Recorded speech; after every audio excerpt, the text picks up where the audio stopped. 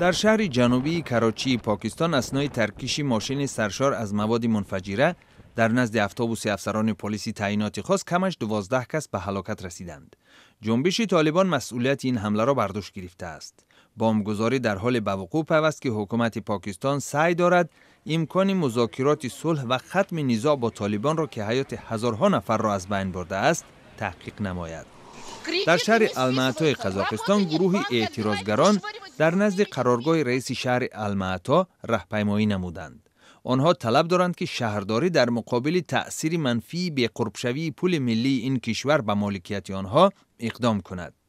11 فوریه بانک ملی قزاقستان قرب تنگه را نزدیک به 20% پایین برد و در نتیجه نرخ مواد زیاد بالا رفته است. اعتراضگران ابراز داشتند که بیش از همه مردم عادی از این اقدام بانک کشور اذیت می‌کشند. در قرقیزستان باز یک کنسرت برای خادمان نیروهای مرزبان این کشور برگزار شد و این دفعه در منطقه اسیخکول. بعد تیرپرانی در مرز قرقیزستان و تاجیکستان در تاریخ 11 ینور دستگیری مرزبانان افزایش یافته است.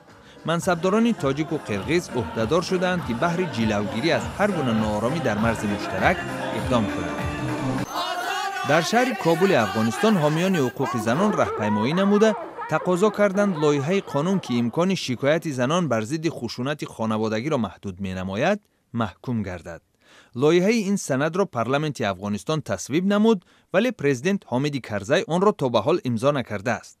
بر پایه این لایحه خویشاوندان حق نخواهند داشت که بر ضد خشونت اعضای عائله‌شان شهادت دهند. حامیان حقوق کشورهای غربی اقدام یاد شده را محکوم نموده ابراز داشتند که آن به یک شکل از مجازات رها نمودن مسئولان خشونت بر ضد زنان است.